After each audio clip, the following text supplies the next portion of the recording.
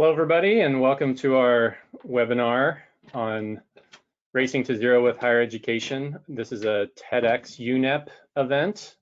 We're really grateful for the partnership with the UN Environment Program, and this is part of the TED Countdown series. So we're an independently run event. We are associated with TED Countdown, but we're independently run. You'll get a feel for that because it's the first time we've all done a TED Countdown event, and we're hopefully going to make it enjoyable and engaging for you.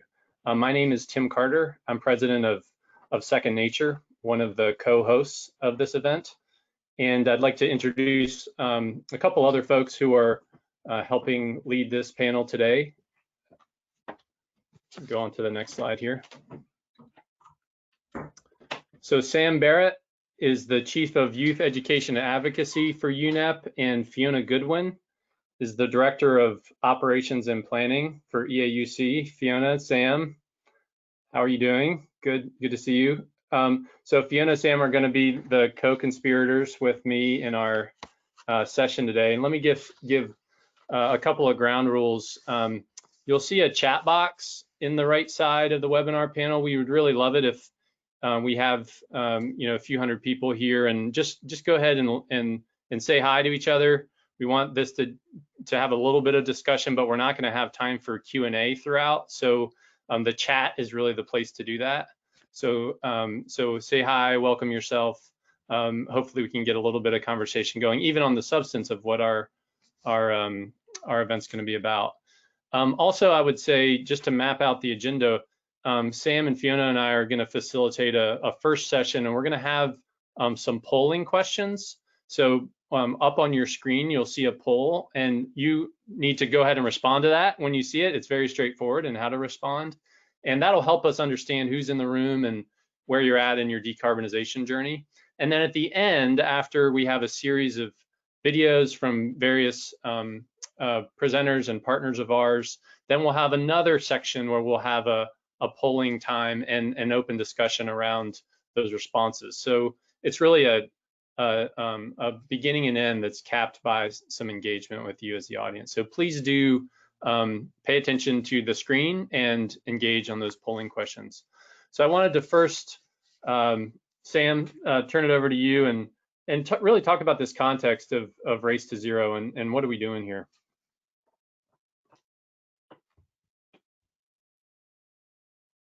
Thank you, Tim.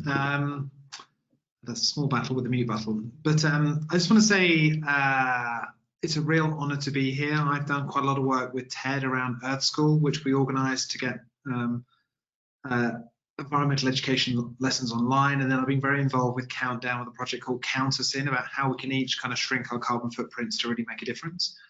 But Race to Zero, led by Sir Nigel, who you'll hear from shortly, I think is a brilliant idea about how we can all play our part, whether we're running a university, whether we're a student, whether we're working for the UN. Everything we do makes a difference, because really this is a race and time is tight. So Tim and Fiona and I have been kind of noodling on a whole bunch of ideas, and one of the big ones is, how do we really support higher education to be net zero institutions? It's as simple as that. And some stats from the US universities show that 2% of all US emissions are from higher ed. And I've spent some time at some Kenyan universities in Nairobi, where I'm based, and down the road in Strathmore. They're running a really impressive solar-based energy system that they're making money from. And so we're starting to think about how we can not only secure commitments from higher ed, but how can we help universities transition to green and clean energy, and what would that look like? So the purpose of this discussion is to really think about how we can all play our part. We don't have much time. The carbon budget that we have has been spent, and so we need to really act wisely and with consideration about what we can do. But really, this point of this TEDx is really to listen to see what folks think they need. UNEP stands by as an ally to help on this, and I'm really keen to hear everyone's thoughts on this. And I just want to say a big thanks to Tim and the Second Nature gang for putting on this event. And I will keep an eye on the chat box, and we're keen to hear from you. And my final word I'd say is, like, the future will be determined by each and every one of us. We can't other this. And I think higher education really sits at the crucible, not only just of the research we need for the future, but also the mindsets of the students and the choices that they're going to take for the next 70 years that they live in their lives, but also how we can get universities to really think about how when anyone walks through their doors, they leave thinking about what they can do to make a difference. And the footprint of a university really sets the terms for how cities and towns make choices. And I think universities really are a fundamental part of the jigsaw in the race to zero. And we welcome to inviting you all to join. And thanks for this opportunity to speak to you. Cool, great. Thanks, Sam. I should note Sam's in Nairobi, Fiona's in the UK, and we're in Boston, Massachusetts in the US. So it's the technology does some great things sometimes in bringing us together. I was just going to make 2 points, Fiona, before turning it over to you. And one is that, this race to zero is all about decarbonization, and that is an important role that universities can play in their own operations. So for themselves, they can be climate actors. They can, what we talk about a lot is practice what they teach. They can actually take actions on the things that they learn about, or the students learn about, or the faculty researches about. So that's one important part. A second important part is a university as an enabler of action. So they don't just act, but they can enable action. And it's kind of in that latter vein, I think, that a lot of us typically think of universities, but both together are really where the sweet spot and kind of the power could be in the work that we do. And part of this, I think this session is to think through in what ways are campuses both actors and enablers of action, and can, by setting a good firm decarbonization goal, can that really drive curriculum, drive research, drive community engagement in ways that we just haven't thought about or really executed on to date. So Fiona, why don't you just go ahead and introduce yourself and your work a little bit, and then start us with our first poll. Hi, thanks, Tim. Yeah, I'm Fiona Goodwin. I'm from the EAUC, which is the leading sustainability alliance in education, and we're partners with Second Nature and UNEP for the global climate letter for universities and colleges as part of the official routes for educational institutions to reach net zero. So we're really keen to hear from you, the audience, now in terms of what have you got in practice, and what are the barriers that have you got that you need help with. So if we can start with this first poll, please. We're asking you, do you have a campus-wide decarbonisation target? And if you can just select one of the options, we're really keen to see what your response is, whether you're a student, whether you're an academic, a teacher, vice chancellor, a principal. We're really keen to hear from you, the audience. It could be interesting too, Fiona, if you were at a campus, so you're not at one now, but you were at a university recently, and whether you know or not whether they had one. Don't want everyone who's not at a campus to feel like they're just out of the loop here. Absolutely. We'll just leave that going for a little while whilst we allow you to. Sam, did you have a decarbonization target at the university you went to? No, I don't think we did, but that was a good 20 odd years ago back in Liverpool. But I think Liverpool's got a really good one now. So yeah, I think there's still a long way to go. And it's interesting looking at these results. I don't think universities brag about this if they do have it enough. And getting purchase on these things can be really tough. Yeah. So a third of people either don't know whether they have a decarbonization target, and slightly under half do. It's fantastic. And I think that shows, like, being part of the global climate letter really allows an institution to shout out about what they're doing and what their target is. So I think it's really key for institutions not to just communicate with their own staff and their own students, but with their local community, and as well as on a local, national and a global platform as well. So I think that's really interesting. And linking on to that, our next poll question is, does your campus have climate action programs connected to your local community? And again, this is either whether you're a current student or a past student, or if you are at a campus or not, or even maybe you're part of a local community and your institution may be part of that local community. I always think it's interesting how we define our local community. You know, sometimes we think of it as the immediate physical area or the city that we're a part of, or even like here in the US, we have states. So like the state, a lot of the universities will identify that as their community, and that perception can really change depending on where you sit. Absolutely, and I think in terms of looking at the connection with the local community and the role that educational institutions have within that community, as one as a main employer for the local community, but also for real community action and engagement as well. So it's interesting that nearly half have said that their action plans are connected to the local community. So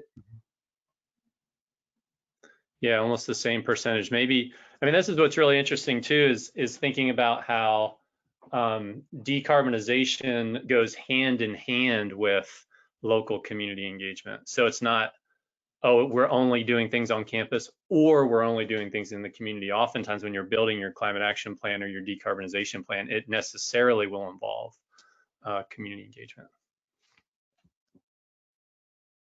And I think there's a few different models on that. In Kenya, we're seeing work around how microgrids on universities can share the energy within the communities, waste management, restoration of landscapes, and reforestation as well. So I feel like the universities really are a fulcrum. We have Senti here in Kenya, so it's on my doorstep, so I know it very well. And the role that they're playing to really kind of spread and share, whether it's clean and green energy or just kind of bring the message out to the many, is really impressive. So I think universities as hub institutions that can make a difference is really interesting, just as a catalytic presence, particularly in developing countries. Yeah, we call them here, we say anchor institution. That phrase is used a lot because they're lifelong and they stay there forever, and they're a huge employer and they have a huge impact on my community. Yeah. All right, let's shift into the next stage here, where we're going to see a few videos, and so we just wanted to mention these presenters. We're going to see one introductory video from Tedx in a second, and but the rest of the speakers are listed here. Joyce is the Deputy Director of UN Environment. Matilda Ernkranz, Michael Drake, and President David Feingold are going to be discussing in a panel section, probably the longest amount of time, about different ways that globally these leaders think about climate action. And then, as Sam mentioned, Sir Nigel Topping is going to be on a video here in a second. So why don't we go ahead and get started on that. And the first video here is going to be from TEDx. And Devin, why don't you go ahead and cue that up?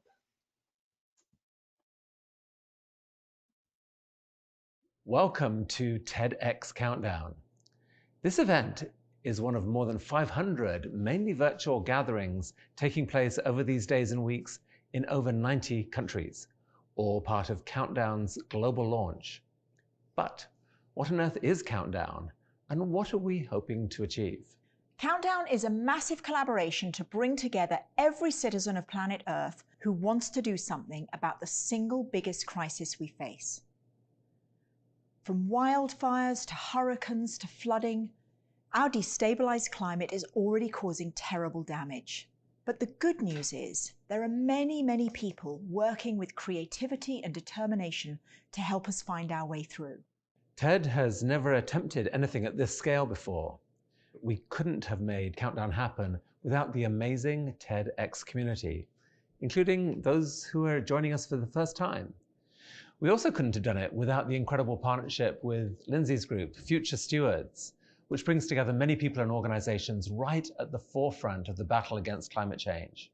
Honestly, seeing everyone come together to make today possible has been unbelievably exciting and heartwarming. When we think about the challenge of climate change, two things stand out starkly. One, we've pushed our home, the Earth, to its limits. Two, today's crises are all interconnected. The climate crisis is also a health crisis because of the dirty air and polluted water that sickens or kills millions of people every year. It's a crisis of equity justice and livelihoods, with the most vulnerable being the most affected. And it's a crisis of purpose and meaning. Our goal is that all of us will walk away with a clear picture of what it will take to tackle this terrifying problem. Because although it's really complicated, there's actually a simple way to think about it. We, Earth citizens, have to stop sending greenhouse gases into the atmosphere, and we have to figure out ways of reabsorbing the excess emissions that are already up there. Picture it this way. Our beautiful planet is being overheated by a pollution blanket of CO2 and other greenhouse gases. When you zoom in, that pollution is coming from 5 major sectors: energy, transport, industry, food, and our misuse of nature. Scientists agree that we have to cut our emissions in half in the next 10 years. That's what countdown means. Count emissions down. And at the same time that we're doing that, we're counting down to a clean, beautiful, exciting future. What excites me most about Countdown is the chance to invite people everywhere to ask the same question. How can we make a difference? To discover that instead of feeling hopeless and helpless, we can actually do this. Yes, it's urgent.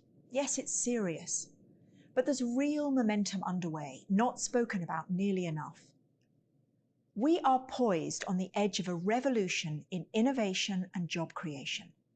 This is an amazing moment because we all get to decide. What do we stand for? Do we love ourselves and our home enough to preserve it for the future? I believe we do. It's at once a burden and a sacred privilege, and it's ours to do. If you'll commit this time, we think this is a day you could remember for the rest of your lives. Thank you so much for being part of it. And so, let the countdown begin. That's the countdown. I want to introduce another film now from Joyce Msuya, who works with me here at UN Environment. She's our Deputy Director. And she has got a lot to say about what she thinks we need to do about climate change. So I'm just going to ask Eric if it's okay to run the film, and I'll disappear from your screen. Greetings. I'm delighted to join you in this event, Race to Zero with Higher Education. Higher education has an important role to play in climate change. Let's look at the statistics.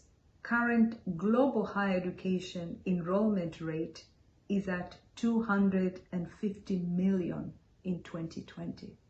This is an enormous capital that the world could use not only to embed the right environmental curriculum in education, but also to come up with ideas to help and inform the Race to Zero countdown. Higher education shapes the future. The students, the faculty, the research, the rich knowledge and expertise located in higher education makes this sector an important player in the fight against climate change. We're also hearing young people are calling for change across the globe. 86% of first-year students in the UK want their higher education institutions to decarbonize. Their voices matter, and we need to listen to the young people. The young people can speak up to influence the choices that higher education institutions make, from using renewable energy on campus, from banning plastics and other simple measures that higher institutions can do on campus and beyond campuses. UNEP seeks to empower leadership from within the higher education sector and celebrate existing initiatives. Already over 500 universities from 46 different countries have committed to join Race to Zero. But we need many more, and we look forward to having more of you to join this movement. UNEP is supporting universities in developing countries to become much more sustainable. UNEP, for example, is working to develop a normative sustainability university framework that can be embedded in curriculums. We are also supporting innovations from higher education. For example, in Kenya, Strathmore universities, faculty and student body are taking their own initiatives to embed environmental training as part of their academic curriculum. In conclusion, everyone has a role to play. Governments can support education institutions to decarbonize and provide the right policy framework and incentives for the institutions to do so. Young students, your voice matters. You can inquire and ask your academic institutions about their efforts to decarbonize. Universities, you can join Race to Zero campaign because time is running out. We're in the decade of action for sustainable development goals, and we look forward to working with all of you to decarbonize and make a difference. Thank you. Great, thank you for that. We are now going to hear from Nigel Topping, the UK High-Level Climate Action Champion for COP26. Hello, my name is Nigel Topping. I'm the High-Level Climate Action Champion for COP26, and it's a pleasure to be with you today. I'm delighted that you're all coming together to explore the crucial role of higher education in making the transition that we have to make together towards a zero carbon world where everyone can thrive and breathe clean air. I was thinking about what do we really need? What's the role of higher education in this race to zero, as we've termed it? And I think there are four areas. First of all, it's of course bringing the institutional voice of universities that are key, respected intermediaries in the national and global conversations about how to manage this transition. And so I'm delighted to see, with the great help of our friends at UNEP, so many universities join the race to zero. We need to get every single university in the world in the race to zero by the time COP26 takes place in Glasgow in November next year. Of course, those institutions often have, if you like, a secondary lever to do with their endowments and or their pension funds. So it's been great to see a growing movement towards universities committing their financial assets to be part of that race to zero as well. Just last week, I think it was Cambridge University committing their pension fund to go to net zero by 2038. Again, every year and every 0.1 of a degree sooner than 1.5 and 2050 is less human suffering and less economic damage. So that's great. So that's sort of institutional role. Clearly, the primary function of higher education is to educate. And I always really inspired by the story of the first moon landing. And when JFK said we're going to land on the moon by the end of the decade, which in '61 meant within 8 years, he was speaking to some teenagers who were like 15, 16, 17, who were at high school. When the Eagle landed, two of the engineers who had to make the crucial decisions about go, no go, as when the computers went on the blink as the Eagle was descending to the moon for the first time ever, were young engineers who had finished a high school education, gone on to MIT. One of them was at MIT and one of them had gone to NASA, and they had written the software and the warning protocols for that landing descent. So I think we should never forget that, although we talk about the 2020s as the decade of action, that means that anyone who's going to be of working age by the end of the decade is going to be part of the solution. So that's a huge role for universities to create those skilled engineers and problem solvers that are going to deliver many of the solutions that we need to get to zero by the 2040s, which means halving in the next decade. I think that another thing that universities do, of course, is prepare people for adulthood, for life.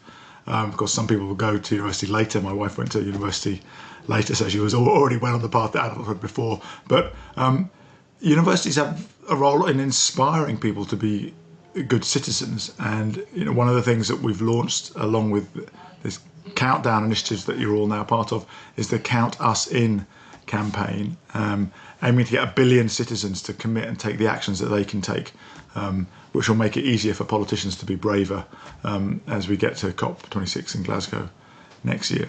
And I think the final thing, which I feel quite strongly about, is that university education, higher education, is a privilege of a minority of us. It's an elite privilege. And with that privilege must come a sense of responsibility to society. It's not a privilege to be taken and then extracted to maximize personal benefit. It's a privilege to be taken with a weighty responsibility to give of your best to the society that you have been blessed to grow up in and nurtured and had the opportunity to take this higher education path. So I think you could say that's the most important role for higher education, is to create the courageous leaders of tomorrow, the citizens who are going to make a stand for future generations, that as yet unborn generations, and say the world which we will leave to those future generations will be a better world than the one we inherited because of our decision to take a leadership role in that transition.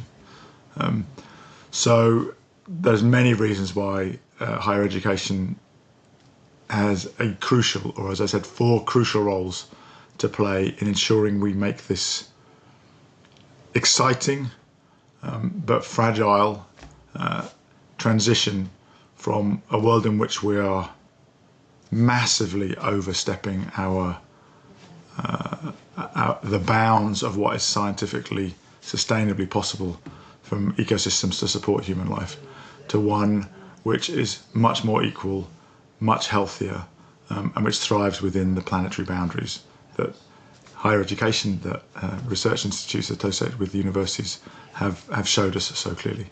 So lovely to join you.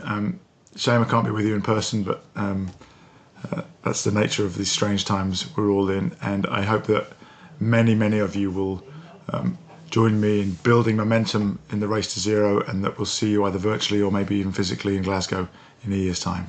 Thank you. Goodbye. I just wanted to keep everybody on their toes, and it's amazing how Nigel can suspend himself like that.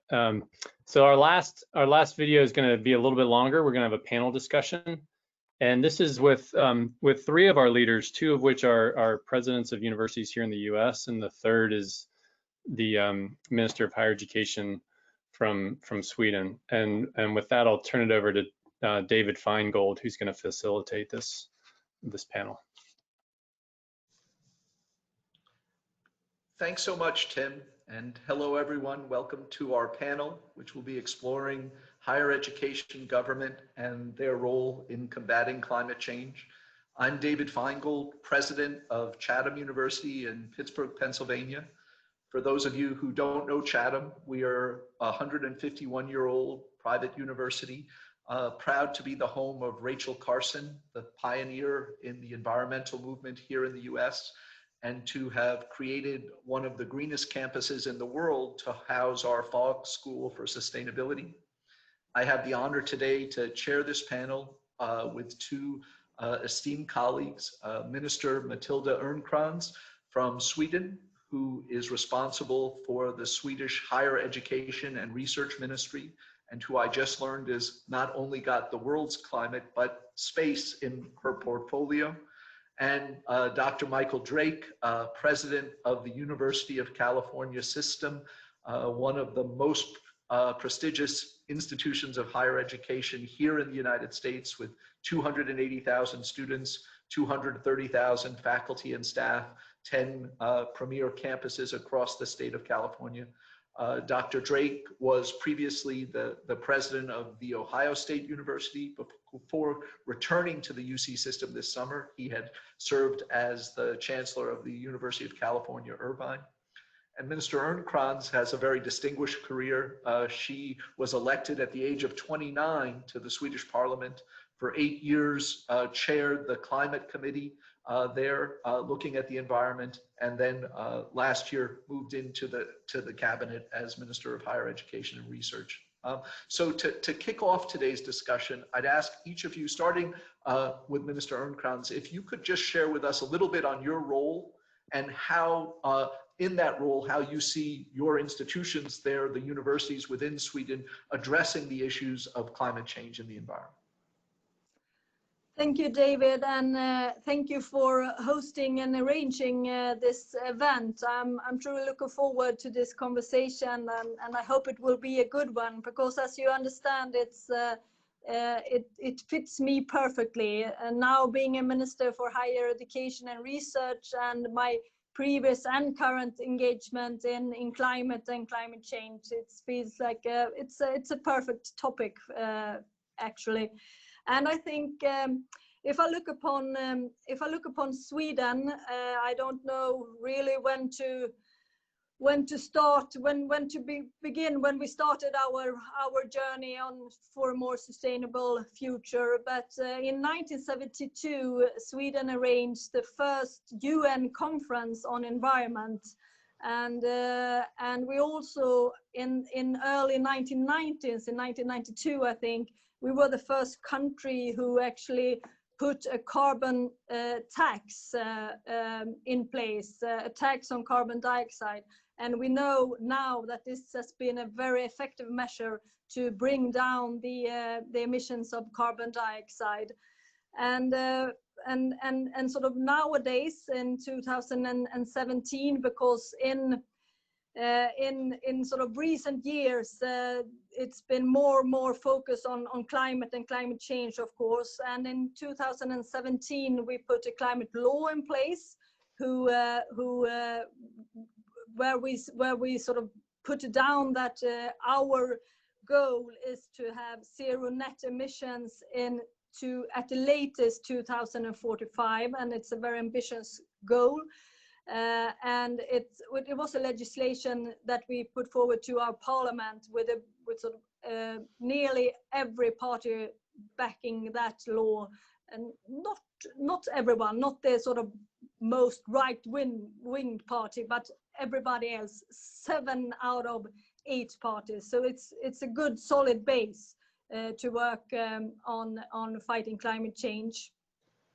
And we also, the government, we have also set out to be the first fossil-free nation. It's an ambitious goal, and we can't, and it's only possible if we work together with others, if we internationally, but also within our own country, academia, politics, business. And when it comes to higher education, I think they play a crucial role in this transformation of our society. And I'll stop there, because we want to listen to Mr. Drake, of course. And before I forget, I want to congratulate President Drake on your Nobel laureates. It's amazing being president for such a university who produce Nobel laureates in chemistry and physics. So I want to congratulate you on that. Thank you very much. President Drake, if we could throw it over to you, and obviously huge amount of activity related to the environment and climate change in the UC system, but would love to hear sort of, you've only just recently returned, but I know you know the system very well, so how you're prioritizing this. Well, thank you very, very nice to see both of you this morning, and appreciate the opportunity to discuss the way that higher education, research, and climate change are working together. And actually, Minister Ørnkrans, you mentioned our 2 Nobel Prizes this last week in physics and in chemistry. We also had an alumnus who won the Nobel Prize in medicine from, so let me say that we would say that it was 3, but you know, not to quibble. We're very pleased And I would say that the importance of that, and in the conversation I was having lately, and the importance of our conversation today, is that our colleagues were able to win these Nobel Prizes in these disparate fields because of the investments that were made a generation or 2 generations ago in the infrastructure, in the people, in the future. And we now need to be thinking about our actions today and how these actions are going to be viewed 25 or 40 or 50 years from now. And what we want is to really take those actions so that the people who are following us will look back on the investments that we made in the future, and we're able to see the benefit of those investments, and to celebrate our wisdom in that time. And I think that's really the urgency of today, is to think actively about what we're doing today, knowing that tomorrow will be here very quickly. And we are not doing a reasonable job of preparing for tomorrow in our estimation. The climate change we see, we've been talking about climate change and the atmosphere in a variety of ways for many years. And again, Mr. Ehrenkrantz mentioned the 1970s, and I would say in California, where I am now and was then, that we were, and in fact, in Pittsburgh and in Pennsylvania in those days, the air pollution and smog were a big part of what we were doing. And we could see that the activities that we had engaged in the early 20th century had led to a real measurable, visible degradation in air quality. And we instituted policies to do what we could to try and change the quality of the air. And we were able to see that coming. I will use Southern California. I don't know how many of you spent much time in Southern California, but there's a joke that a colleague, one of the TV talk show hosts said, he said he lived in Los Angeles for a year before he realized that there were mountains around the city, and because you couldn't see that far, which is not that far. And I think that it really was that way then.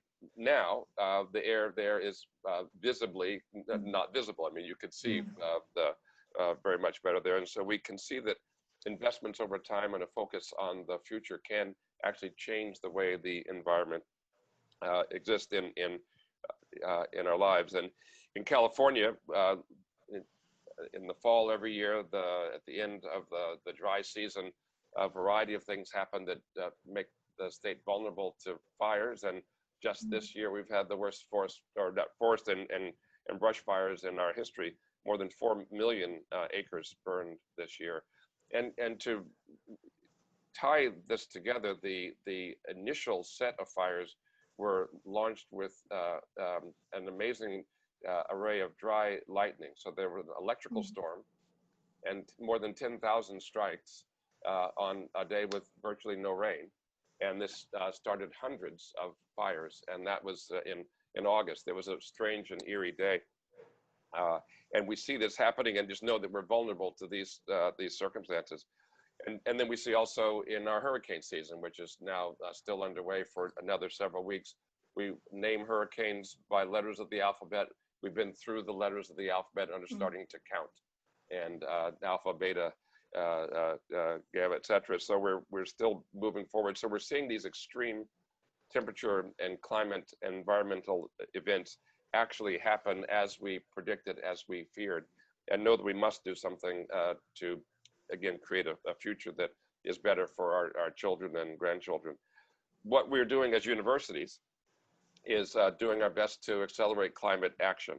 And we've been doing this in a variety of ways, and now over the last few years have come together nicely with a group called UC3, a coalition of 22 North American research universities that are working on scalable solutions and trying to learn from each other the kinds of things that we can do together.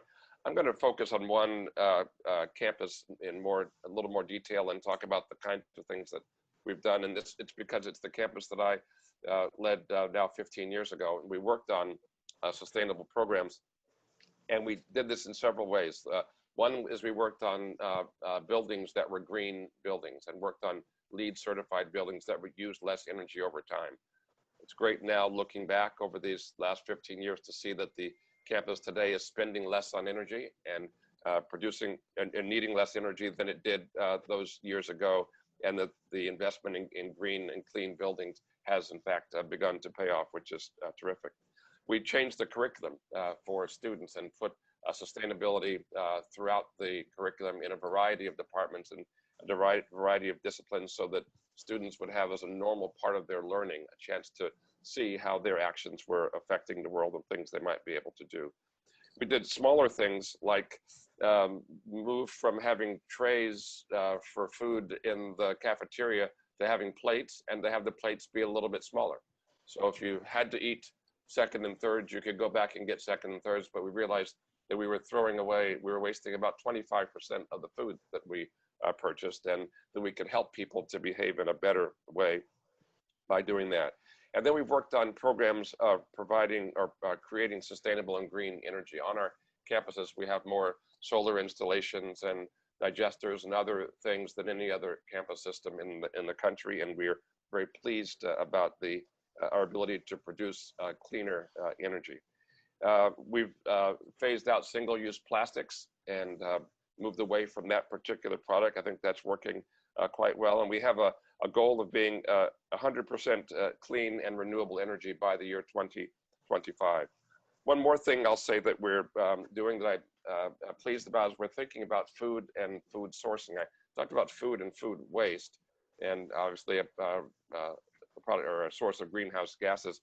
But we're thinking a lot about organic production of food, and then of local sourcing, so that your salad doesn't have to be driven thousands of miles to get to you, and all of the things that will mean that the food that's on our tables required less energy to get there, and the energy that was necessary for getting there is cleaner.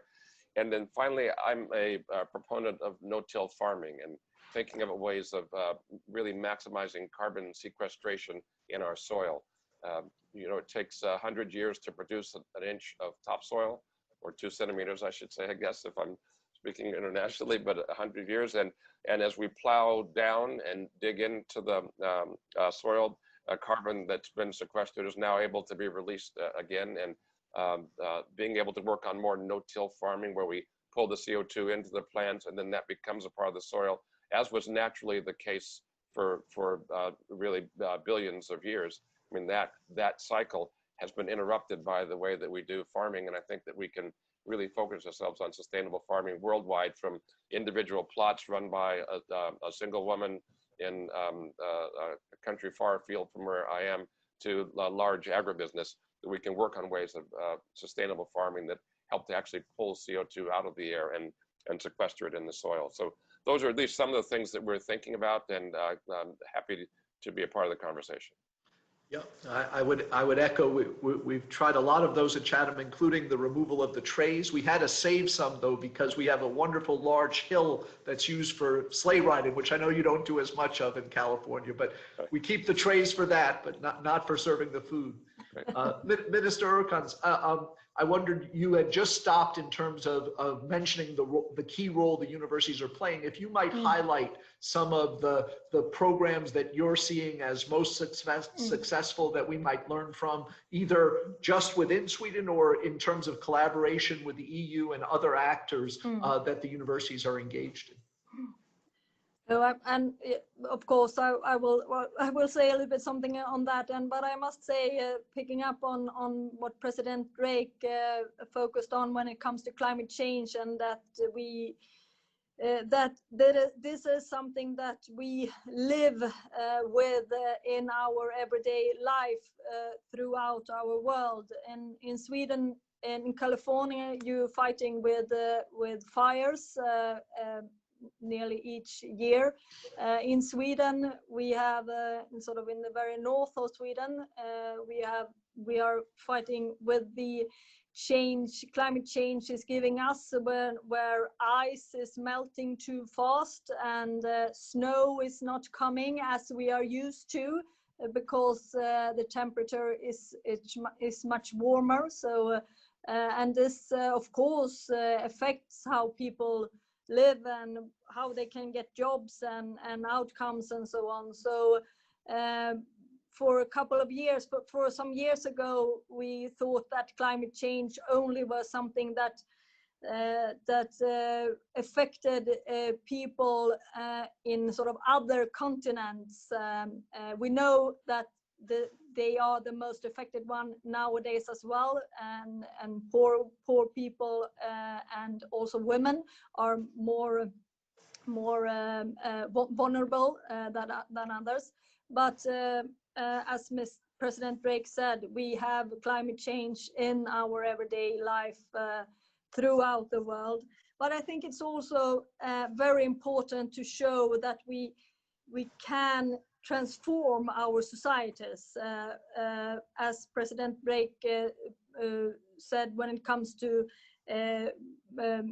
smog and air pollution in California in some years ago. Now it's looking much better. This was an inspiration for others as well.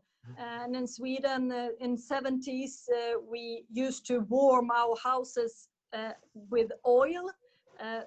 This is not the case anymore. Since many years ago, we are heating up our houses by renewables or in a fossil-free way. So it is possible to make change. And in this transformation, of course, higher education and research are truly important, by new findings to how to build our societies more sustainable, of course. And I could just pick up some examples on how we work in Sweden when it comes to sort of cooperation, because I think that's the key in Sweden, cooperation between academia, business and politics. And for example, we are now seeing a very sort of a great success and lots of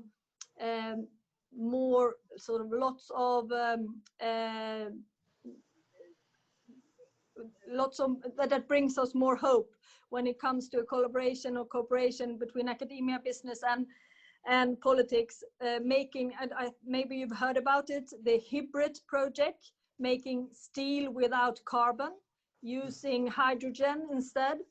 And it's actually working. You can make steel without carbon, and they are setting up these pilot projects and now expanding.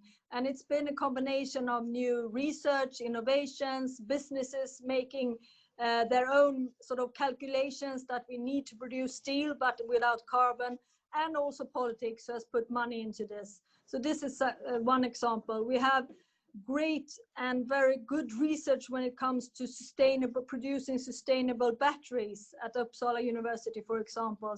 And this is crucial for the future. And all these are cooperations between business, academia, and politics. And it's within Sweden, but also in a European way and an international way. And I think it's not a coincidence that Sweden and the state of California actually have a very deep cooperation, and sort of we made a deal together, the Sweden and the state of California, when President Trump decided to withdraw from the Paris Agreement. The state of California and Sweden made an agreement that we will work together trying to do the transformation needed to reach the Paris Agreement goals. So it's well, I think this is very important, sort of cooperation and collaboration within country or state, but also with other states, with other countries, and so on. When it comes to universities, I think, of course, they are important when it comes to produce high quality research, of course, as I mentioned some. But I think universities, they are important, sort of being, as President Drake also said, sort of leading by example. You can do that as a university, but you can also do it as a nation, as we try to do in Sweden, but also at our universities. And since 2006, it's actually been a law in Sweden that all universities, they are obliged to work with sustainable development in sort of in all their operations, and this is something that it's very important, because it brings brings a way of thinking, a way of working that you need to, within the university, on their own means, and how to address them. It's up to each university, but they have to look upon how the university is working with sustainability, but also how to involve students and in the education, so that when we sort of educate new engineers or economists or so on, so they know what they know about sustainable development within their education, and to these students today, they want to have that in their education. So sort of working with what you learn at the universities in a sustainable way, but also universities be sort of led by example. What do we do to reduce our emissions when it comes to travel? How can we change food or heating and so on within our universities? It's been a Swedish law in 2006, and they are obliged to follow that, and they do. They are working really, really hard, all our universities, but we're not. But as you know, we are still only in sort of the first part of our journey to a more sustainable society and world. If I could just pick up on the last point you made there about the students coming to our campuses, and we're seeing, you know, Sweden has been at the forefront of this with Greta's work, but we're seeing a real rise in youth activism. And so President Drake, I'm curious how you see that playing out on your campuses, what the students are bringing to it, and how the institutions are responding to that, and how you see that, you know, playing out over these coming years. Well, I think just as students have grown up with a new level of digital literacy, and that there are things that they expect, they're arriving with an understanding of the threats to our world that are produced by the ways that we have procured and used energy. And so they come with a baseline sensitivity to this as something that's a part of what they believe in. And I would say that there are 2 or 3 things that unite large groups of our students kind of across different academic interests and backgrounds. Our students are very interested in poverty and inequity in the world as a broad area of study, and all the different ramifications of that. And so things that look at inequities in healthcare, inequities in social justice, inequity in opportunity, that's something that students are very interested in broadly. And then they're very interested in the world and in climate change. And because they can see that no matter who they are, that they are engaged with the world in a way that affects the way that they use energy, the way that affects the air and the water and the future. And then the intersection of these, I think, is very important to them. The degradation in the parts of the world, or the places where we see the effects of our mismanagement of the planet most acutely and earliest, tend to be in vulnerable populations in a variety of ways, in vulnerable countries and vulnerable parts of cities, etc. So our students just, I think, arrive with a normal interest in these areas. And one of the things that we try to do, and I mentioned this in the curricular changes that one of my campuses worked on in the past, was to tie this interest with a variety of methods of study, so that there was a sustainability focus if you were thinking about going into medicine, or sustainability focus or pathway that you could look at if you were thinking about becoming an engineer. You could think about this if you were going to be a chemist, or an atmospheric chemist, or a variety of things, or a nutritionist, et cetera, or a farmer, or a school teacher. So no matter what you were doing, this was something that could be tied together. And we believe that that's an important part of the general education of students. I wanted to say one other thing that I mentioned, and I appreciate very much Minister Ehrenkrantz saying that California and Sweden have a partnership. I think that all of us, and also you mentioned, I think, Minister, that 7 of your 8 parties were focused on this. One is late to the dance, I guess we would say. But what we realize is we can't wait for everyone to get on board, because it's just too late. I think we have to be finding partners and collaborators where we can, and then to move forward as we can together in those partnerships. One of the things that we did, again, when I was in Southern California particularly, we looked at our building projects, and we were very interested in building green, in constructing green buildings, and there's a LEED system from certified gold and platinum, was the goal, but the platinum buildings were too expensive. It was too difficult to find the materials. The criteria for earning platinum were things that were hard to do, particularly on a state budget. But we've had one particular building and a donor, and we were able to spend a little more money, and we put something together, and it just made it over the line and was a LEED platinum building, and we were very proud of that. We then, as we were designing other buildings, continued to try to reach for that goal, and we found that by doing the building ourselves, we were able to partner with suppliers who could supply the materials that we needed for these buildings at this higher standard. And because we were purchasing them, they could create them at a scale large enough to make them less expensive for them to produce and then affordable for us to buy.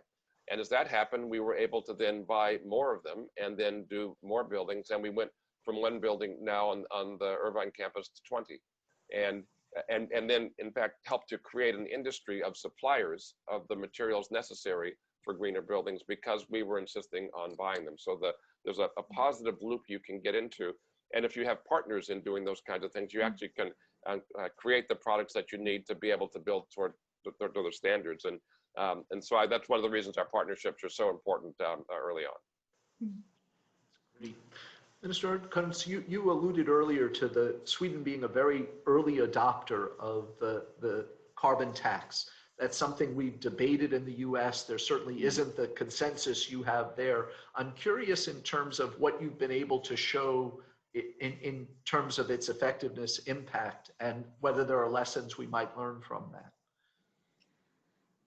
I would say I'm actually not sure if it were today, I'm not sure that Sweden would have been able to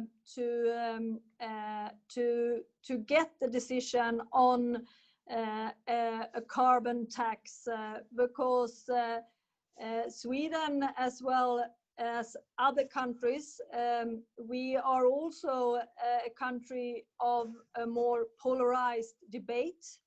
And when I said that we a couple of years ago actually could put a climate law in place where 7 out of 8 parties actually stood behind that law, I'm not sure if we would have been able to do this today, because if it's something that concerns me when it comes to sort of fighting climate change, it is that the debate and the polarization that we can see throughout the world, with too many of sort of fact resistance and fake news and so on when it comes to climate change, and that also are picked up by very sort of high important people.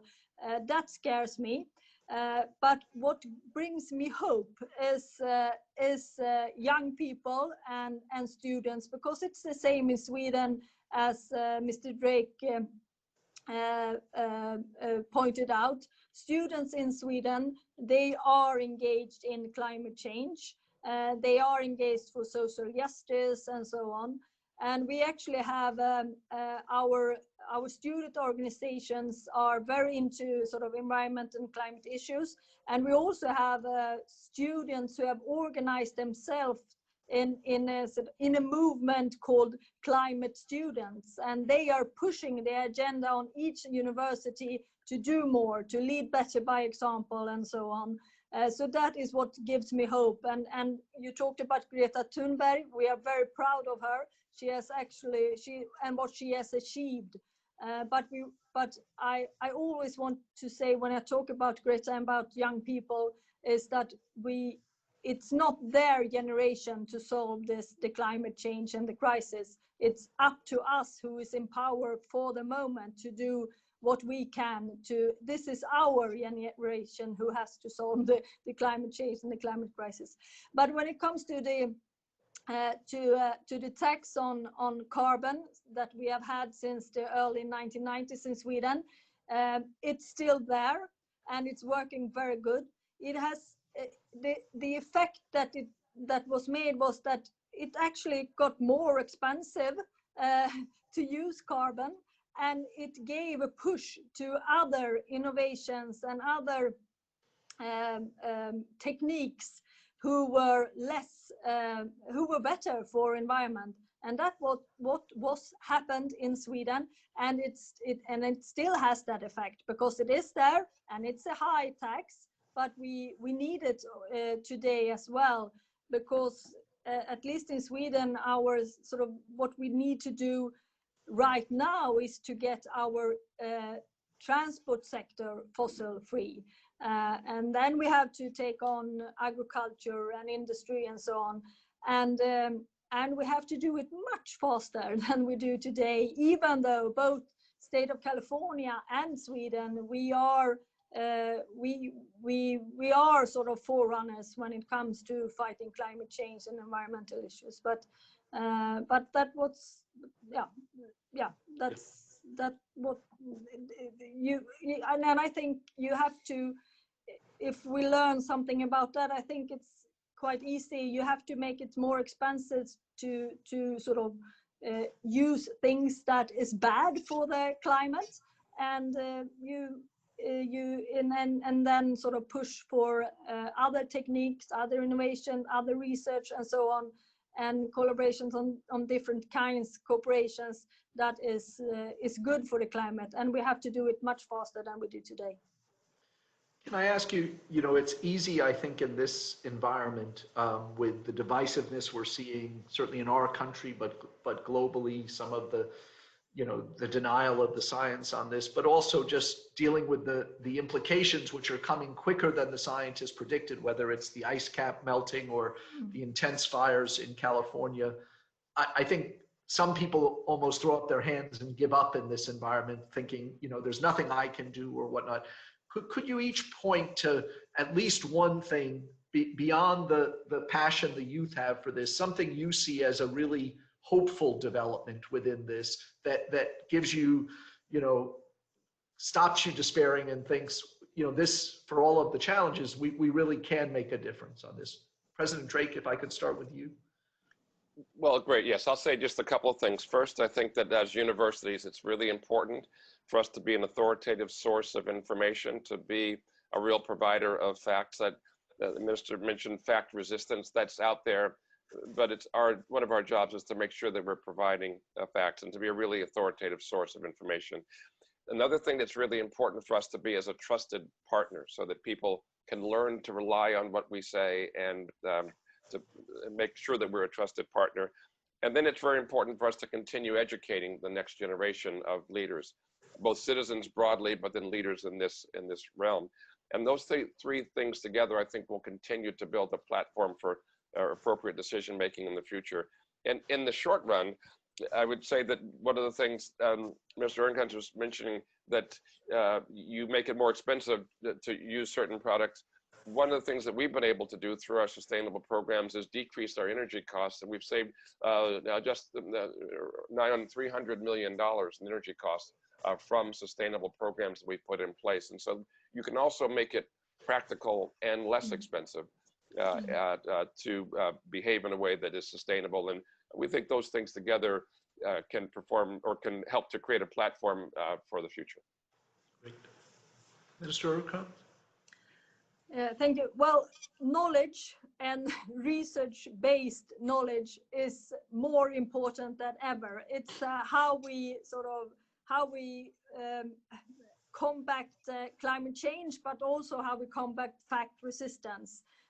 So our scientists, our universities, it's truly important that not only to sort of produce research and getting through an education that is important and needed, but it's also very important that scientific facts is accessible for everyone. The more of sort of open access that is possible, I think it's what we need.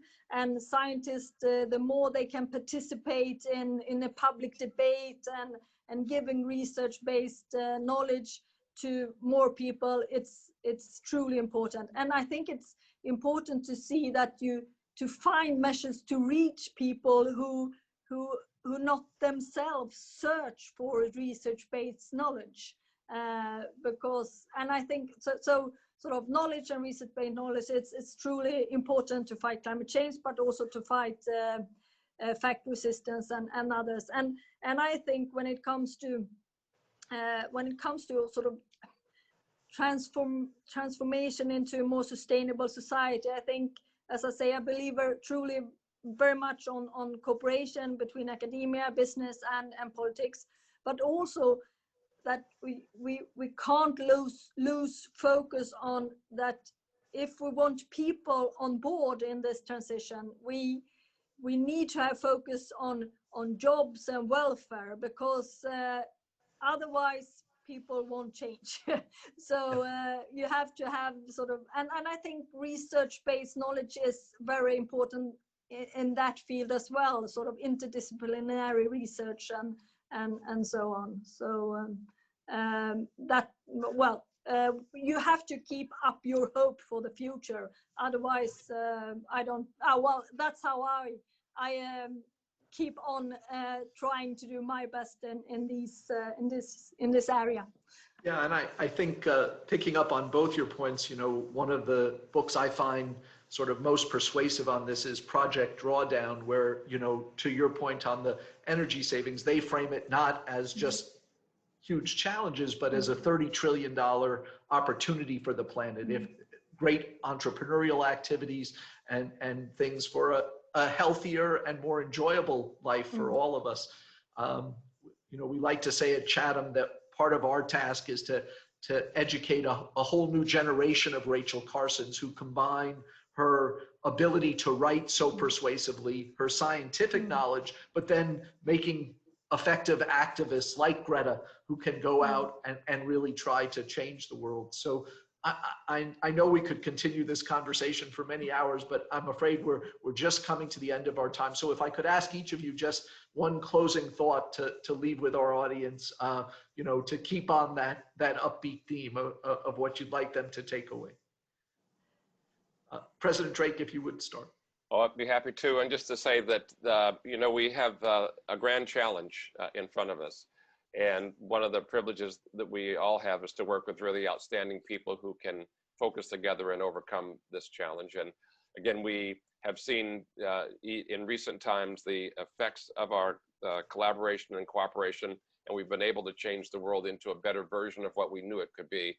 And we can and we must do this for the future, and working with our students and the generation that's coming up, and with the outstanding leaders we have today, I know that we can make this happen.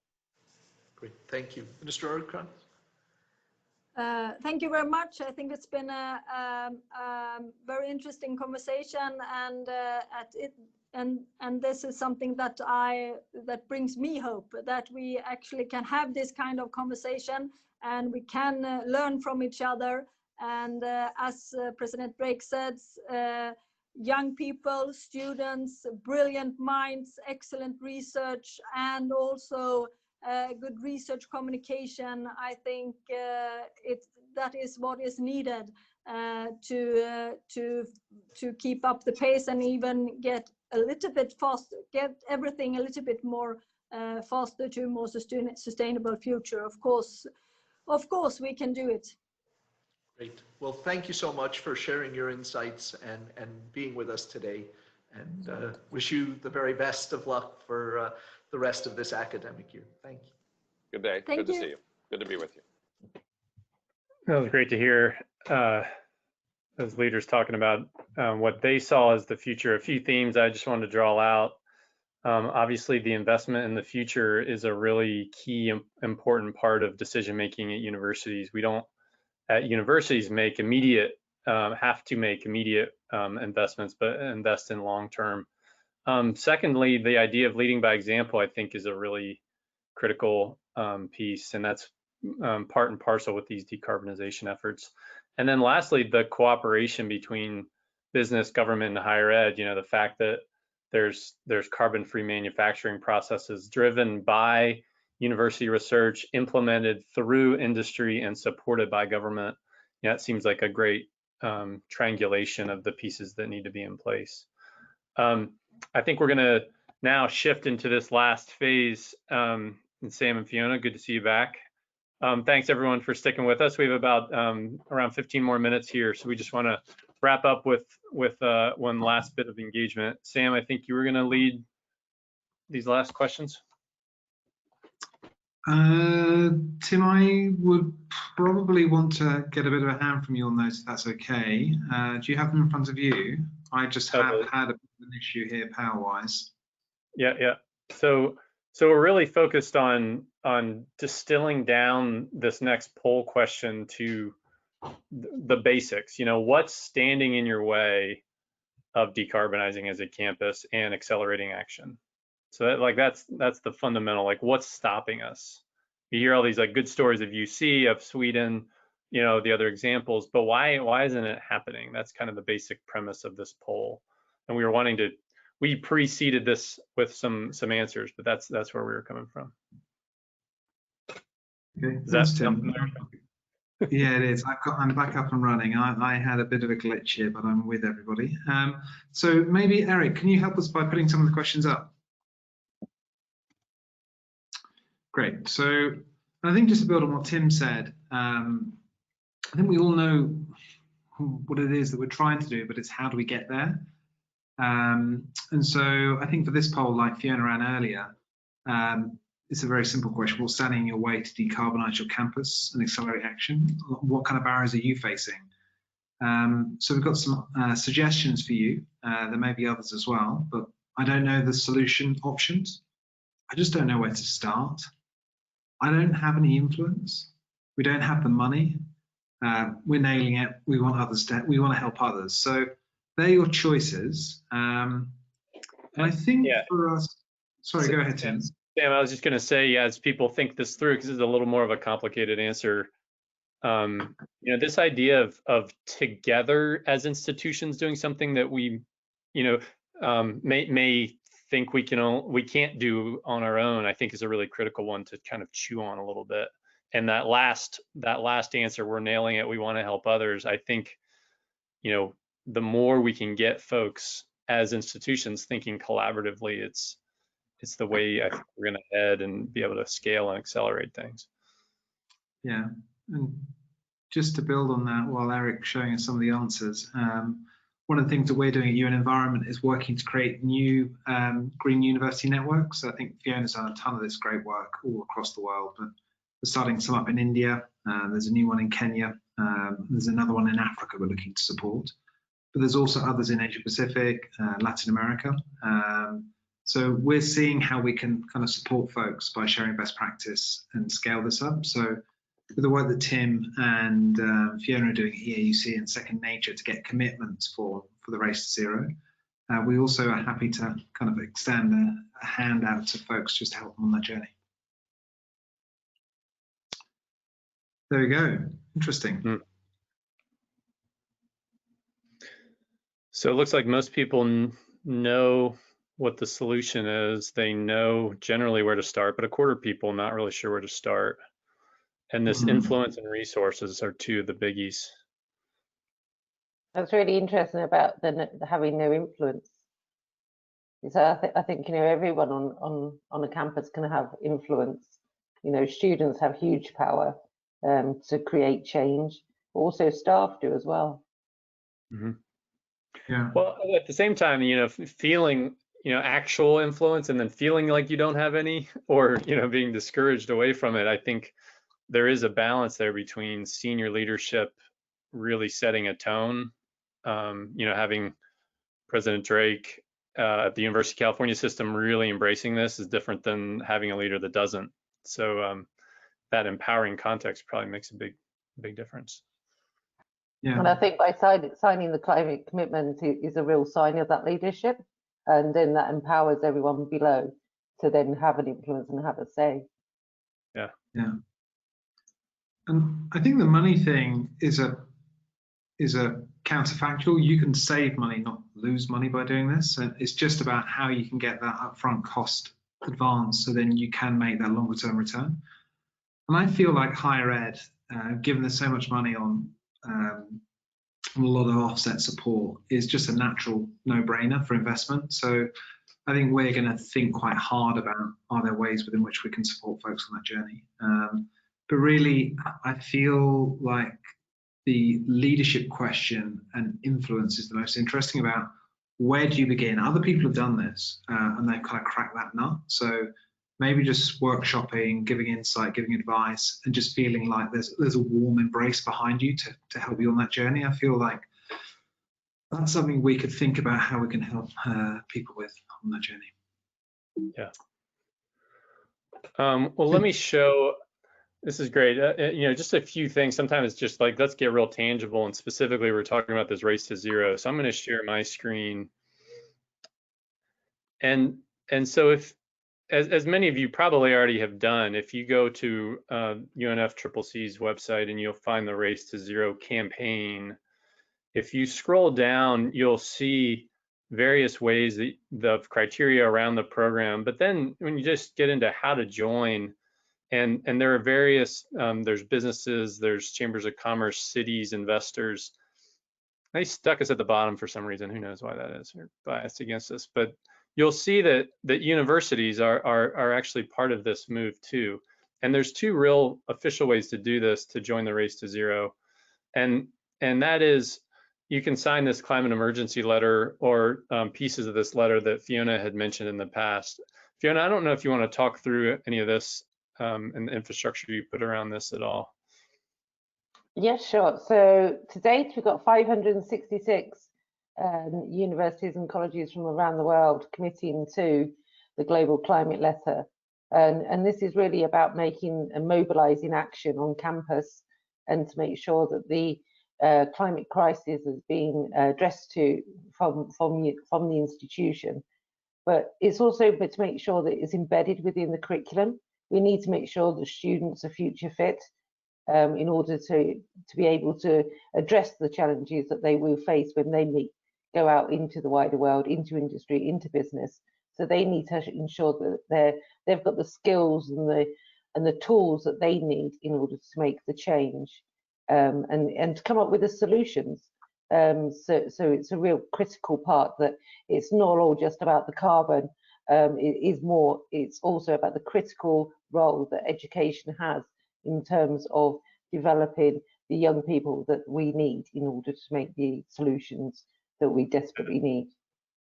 It's great. So, and this is trying to be done. I mean, we want to declare things, you know, this is a declaration in some sense, and using networks to help us do that. There's obviously institutions themselves, but there are networks there. As far as the Race to Zero goes, there are pieces of that, this climate letter, that really do apply, and the instructions are all here. So SDG Accord/climate letter is the place to go. Another thing you can do is Second Nature runs and has run for the past 13 years this Climate Leadership Network. And this is a network of commitments, of decarbonization commitments, that do essentially a very similar thing to what the Race to Zero is describing. And again, you can go to our webpage and there's a way to find this, joining the Climate Leadership Network. And there's a set of criteria around it. We have different resources for you to commit to this decarbonization target. And then finally, you actually we track your progress. And so what our reporting platform shows is both schools that are part of the Race to Zero, as well as schools that are part of the other commitments that we have. So we can just go on here. Let's just look at Race to Zero schools. So you can see all the Race to Zero schools are listed, 535. Some of these schools that are part of the Climate Leadership Network already have data uploaded. So this is just the first one, Agnes Scott College, which is in the state of Georgia.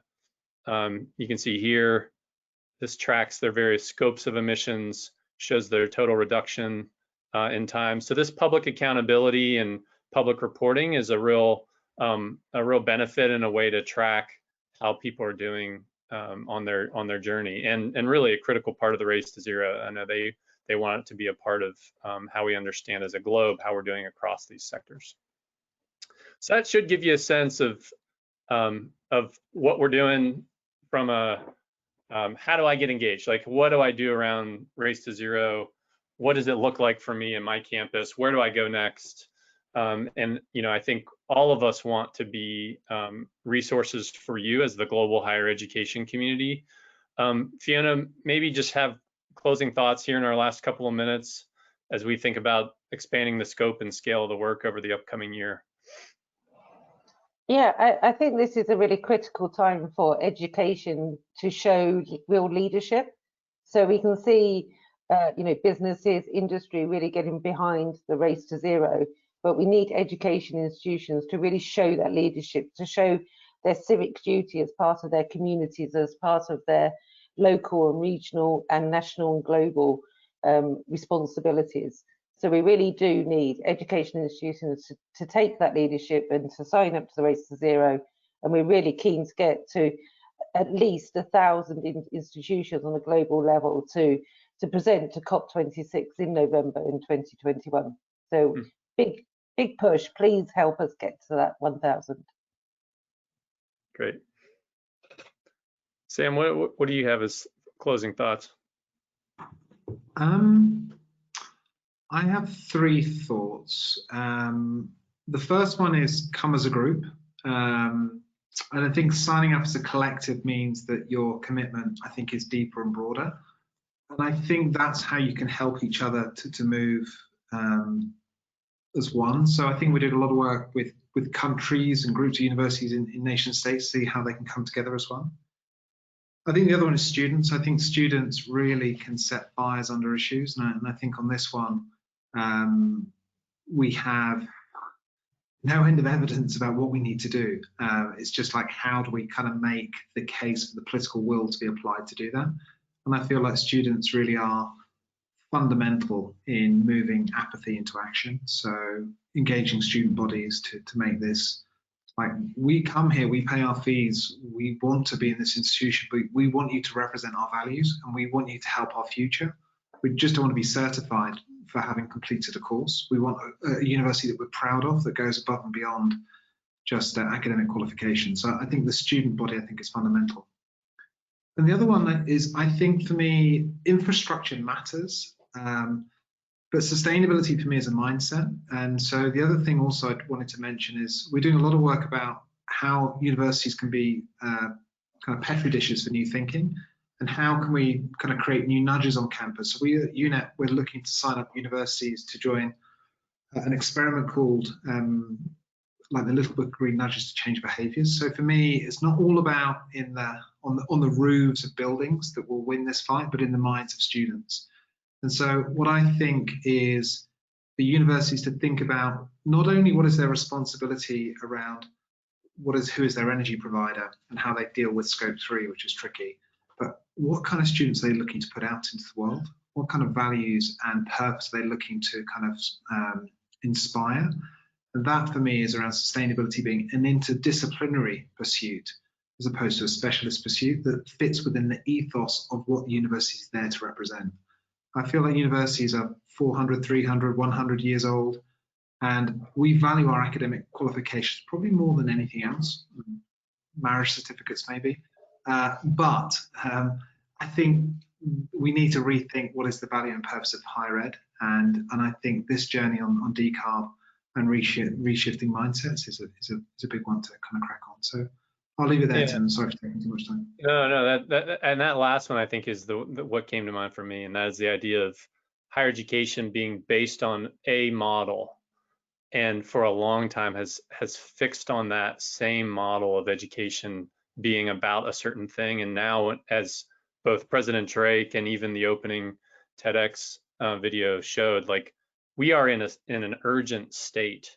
And if we don't rethink our educational models to address the grand challenge, we're just going to continue to perpetuate the existing system. And we know that, we're not going to be able to decarbonize 50% in 10 years or get all the way there and by 2050 unless we really think deeply about what these new models are. So that's where this actor and enabler working with others engage with, not just own institutions or across institutions, but across sectors, and doing things at scale is such a critical part of this work. So Devin, why don't we put up the final slide?